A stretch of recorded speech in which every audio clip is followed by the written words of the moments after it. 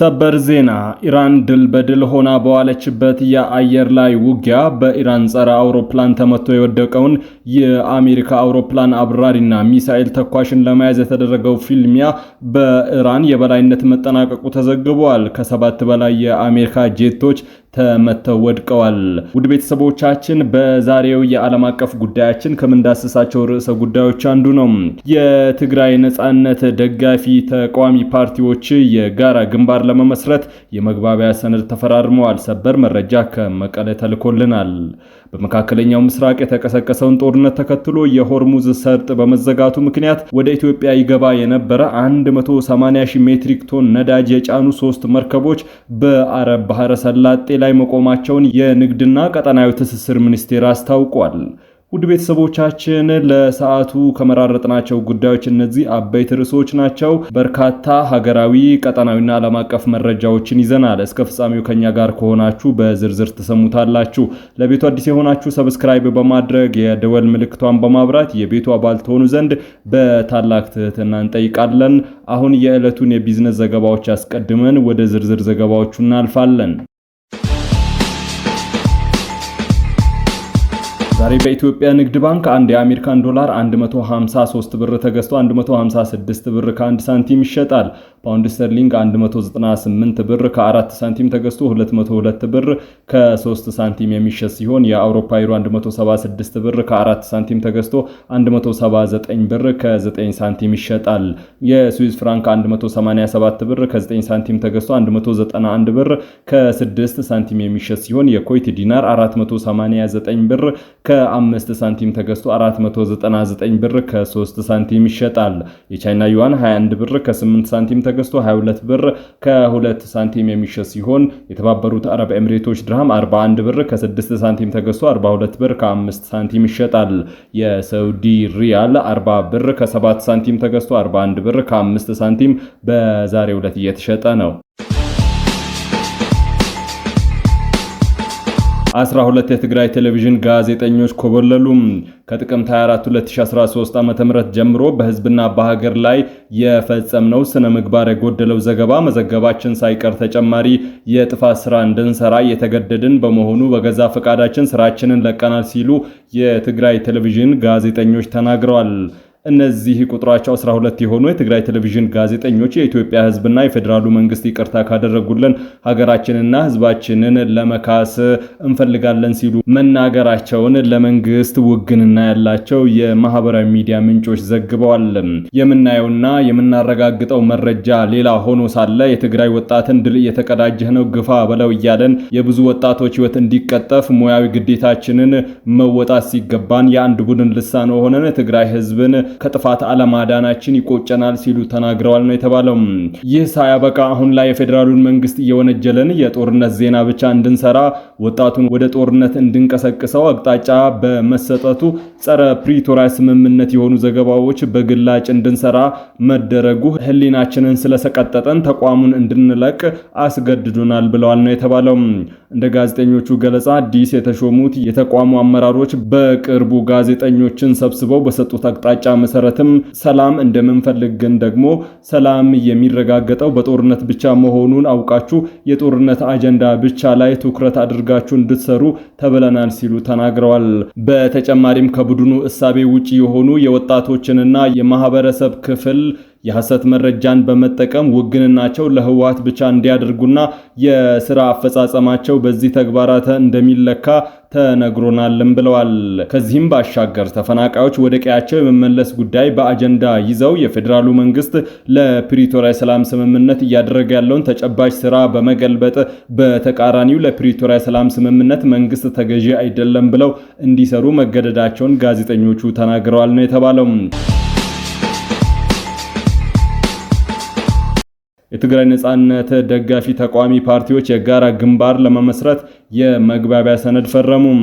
ሳልሳይ ወያነ ትግራይ፣ የትግራይ ነጻነት ፓርቲ ትንፓና በትግራይ የሚገኙ የነጻነት ደጋፊ ኃይሎችን ለማስተባበር ያለመ የጋራ የፖለቲካ ግንባር ለመመስረት የሚያስችል የመግባቢያ ሰነድ መፈራረማቸውን ለአዲስ ስታንዳርድ አረጋግጠዋል። የግንባሩን መመስረት ፕሮግራም፣ ደንብና የአመራር መዋቅር ዝግጅትን የሚያካትት የጋራ ኮሚቴ መቋቋሙን አመላክተዋል። ፓርቲዎቹ አክለውም ግንባሩ በኢትዮጵያ ብሔራዊ ምርጫ ቦርድ የተቀመጡ መስፈርቶች ተሟልተው በይፋ እስኪመሰረት ድረስ ሁሉም ድርጅቶች በጋራ በተቀረጸው ተግባራት ላይ የፖለቲካ እንቅስቃሴያቸውን በቅንጅት እንደሚቀጥሉ አስታውቀዋል። የቀድሞ ግንባር ለብሔርተኛ ኃይሎች የተባበረ መድረክ ለመፍጠርና የጋራ ፖለቲካዊ ተሳትፎን ለማጠናከር የታለመ መሆኑን ጠቁመዋል። የሳልሳይ ወያኔ ሊቀመንበር ክንፈ ሀዱሽ ለአዲስ ስታንዳርድ እንደተናገሩ ስምምነቱ ወታደራዊ መልክ የያዘውን ጎራ የለየና የተበታተነውን የወቅቱን የፖለቲካ ድባብ ለመለወጥ የተወሰደ ወሳኝ እርምጃ ነው። የኢትዮጵያ ኤሌክትሪክ አገልግሎት ያረጁ የኃይል መስመሮችን መልሶ ለማደስ መጠነ ሰፊ የጥገና ስራ ጀመረ።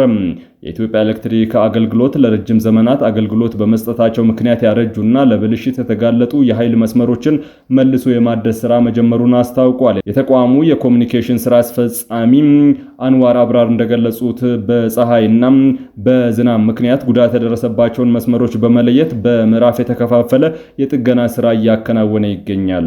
ይህ ጥገና ፕሮጀክት ዋነኛ ዓላማው ለደንበኞች ጥራት ያለውና አስተማማኝ የኤሌክትሪክ ኃይል ተደራሽ ለማድረግ እንደሆነ ተቋሙ ገልጿል።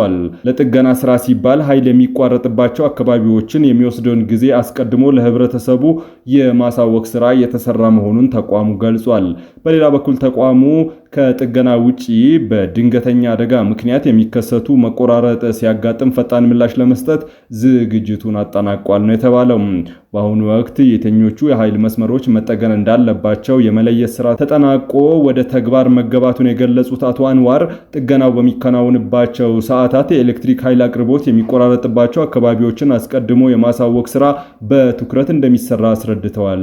ይሁን እንጂ ጥገና ስራው በየትኞቹ አካባቢዎችና ክፍሎች እንደሚጀመር ለስራው የተመደበውን በጀት ምን ያህል እንደሆነ አጠቃላይ የጥገናው ቀናት አገልግሎት ላይ የሚውልበት ጊዜ ሰሌዳ በዝርዝር አልተገለጸም። በመካከለኛው ምስራቅ የተቀሰቀሰውን ጦርነት ተከትሎ የሆርሙዝ ሰርጥ በመዘጋቱ ምክንያት ወደ ኢትዮጵያ ይገባ የነበረ 180,000 ሜትሪክ ቶን ነዳጅ የጫኑ 3 መርከቦች በአረብ ባህረ ሰላጤ ላይ መቆማቸውን ንግድና ቀጠናዊ ትስስር ሚኒስቴር አስታውቋል። ሚኒስትሩ መጋቢት 24 ቀን 2015 ባወጣው መግለጫ የዓለም 1/3 ድፍድፍ ነዳጅ የሚተላለፍበት የሆርሙዝ ሰርጥ በመዘጋት ምክንያት የሳውዲ አረቢያ፣ ኩዌት፣ የተባበሩት አረብ ኤምሬት እንደ ኢራቅ ያሉ ሀገራት በቀን የሚያቀርቡትን 180 ሚሊዮን በርሜል ነዳጅ ማቋረጡን ገልጿል። በዚህ ምክንያት ወደ ሀገራችን ይገባ የነበረው 180,000 ሜትሪክ ቶን ነጭ ናፍጣና 60,000 ሜትሪክ ቶን የአውሮፕላን ነዳጅ የጫኑ 3 መርከቦች በባህረ ሰላጤ ላይ ቆመው ይገኛሉ ሲልም ሚኒስቴሩ ያለውን አሳሳቢ ሁኔታ ይፋ አድርጓል። ሚኒስቴሩ እንደገለጸው ከየካቲት 21 2018 ጀምሮ ዓለም የነዳጅ ዋጋ በከፍተኛ ሁኔታ እየጨመረ ይገኛል። በተለይም ከኩዌት መንግስት ጋር የነበረው የ60 በመቶ ነጭ ናፍጣና የ100 በመቶ የአውሮፕላን ነዳጅ አቅርቦት በጦርነቱ ምክንያት የኩዌት አቅርቦት በመዘጋቱ ለአጣዳፊ ግዢ ባወጣው ጨረታ የተገኘው የፕሪሚየም ለአውሮፕላን ነዳጅ $86.3 እንዲሁም ለነጭ ናፍጣ $92.8 በበርሜል በመሆኑ ዋጋው እጅጉን እንዲንር አድርጎታል። ኢትዮጵያ በአሁኑ ሰዓት በጨረታ አሸናፊ ከሆነው ቪቶ ከተባለ ኩባንያ በ360 ቀናት ዱቤ ነዳጅ ያስገባች ቢሆንም በመንግስት ላይ ያለው የድጎማ ጫናም ከ272 ቢሊዮን ብር በላይ ደርሷል። ኢራንና አሜሪካ በኢራን ግዛት ተመቶ የወደቀውን የአሜሪካ አየር ኃይል ባልደረባን ለማግኘት ጥድፊያ ውስጥ መሆናቸው ተዘገበ። በትላንትናው ዕለት በመካከለኛው ምስራቅ የተፈጠረው ኩነት እጅጉን አስደማሚ ድራማዊ ክስተት ነበር። ክስተቱ የአሜሪካን የዘመናት ኃያልነት ተረክትን እየተፈታተነ የኢራናውያንን አይበገሬነት ለዓለም የመሰከረ ነበር። የኢራናውያን ቁልፍ መሰረተ ልማቶችን ለማውደም፣ ቁልፍ አመራሮችን ለማደን ወደ ሀገሪቱ አየር ክልል በማን አለብኝነት ያቀናው የአሜሪካ እጅግ ዘመናዊ ኤፍ-15 ተዋጊ ጄት በደቡብ ምስራቅ ኢራን ተመቶ ወድቋል። እንግዲህ ተአምራዊው ክስተት የሚጀምረው እዚህ ጋር ነው። በውስጡ የነበሩትን የጄቱ አብራሪና ሚሳኤል ተኳሽን ለመያዝ ኢራኖች ሲጣደፉ አሜሪካውያን ለማዳን መጣደፍ ጀምረዋል። በዚህ ሂደት ሌላው የአሜሪካን ግዙፍ ተዋጊ ጄት ኤ10 በድጋሚ ተመቶ ከኢራን አየር ክልል ውጪ በኩዌት የወደቀ ሲሆን ፓይለቱ በሰላም አርፏል። አሁንም ፍለጋው ተጠናክሮ የቀጠለ ሲሆን አሜሪካኖች የአውሮፕላኑን አብራሪ በህይወት ማትረፋቸውን ገልጸዋል። ሚሳኤል ተኳሹን ለማግኘት ፍለጋው ተጠናክሮ ቀጥሏል። ሙሉ በሙሉ ወድሟል የተባለው የኢራን አየር መከላከያ ስርዓትም ዳግም ሌላ ድል አስመዘገበም። እጅግ ዘመናዊ ብላክ ሆክ ሄሊኮፕተር መጥቶታል። ሄሊኮፕተሩም በኩዌት ቢወድቅም አባላቱ ቆስለው በህይወት ተርፏል። አሜሪካ በአንድ ቀን ያስተናገደችው ክስተት በአሜሪካ ወታደራዊ የበላይነት ጥላ አጥልቶበታል። 35 ቀናትን ባስቆጠረው ጦርነት ተመተው የወደቁ የአሜሪካ አውሮፕላኖች 7 የደረሱ ሲሆን ከዚህ በፊት በኩዌት በስህተት 2 ጄቶች ተመተው የወደቁ ሲሆን አንደኛው የነዳጅ ታንከር አውሮፕላን በኢራቅ ተመቶ ወድቋል። 6 አባላቱም ሙሉ በሙሉ ሞተዋል። እንዲሁም አንድ በኢራን የተመታ ጄት በኢራቅ በሰላም ያረፈ ሲሆን ሌላው የነዳጅ ታንከር በኢራቅ ተመቶ በእስራኤል በሰላም አርፏል። አውሮፕላኖቹ ላይ ስለደረሰ ጉዳት እስካሁን ድረስ የታወቀ ነገር የለም። የአሜሪካ አየር ኃይል በታሪኩ ይህን አይነት ውድመት አስተናግዶ አያውቅም። ትላንት የወደቀው ጄት ሚሳኤል ተኳሽ በሀገሪቱ ደቡባዊ ክፍል ሳያርፍ እንዳልቀረ የኢራን መገናኛ ብዙሃን እየዘገቡ ነው። የአሜሪካ ባለስልጣናት ለሲቢኤስ አብራሪው መገኘቱንና አብረው የነበሩ የጦር መሳሪያ ስርዓት ተቆጣጣሪ ባልደረባው ግን የተፈለገ መሆኑን ተናግረዋል።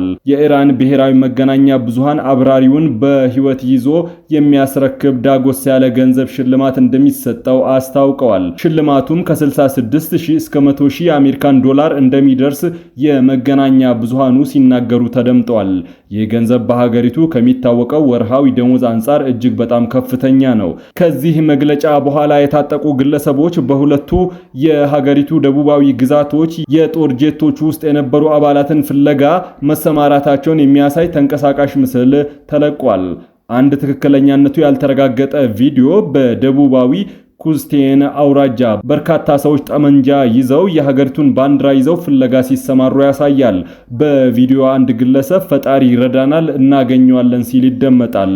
አንዳንድ የመረጃ ምንጮች ደግሞ ወታደሩ በኢራን የአብዮት ጠባቂ ዘብ በቁጥጥር ስር መዋሉን ዘግበዋል። ውድ ቤተሰቦቻችን ለሰዓቱ የመራረጥናቸው ዘገባዎች በዚህ አብቅተዋል። ከኛ ጋር በመሆን መረጃን ከጥበብ ስለተከታተላችሁ ከልብ እናመሰግናለን። ለቤቱ አዲስ የሆናችሁ ሰብስክራይብ በማድረግ የደወል ምልክቷን በማብራት የቤቱ አባል ትሆኑ ዘንድ በታላቅ ትህትና ጋብዘን ተሰናበትን። ሰላም።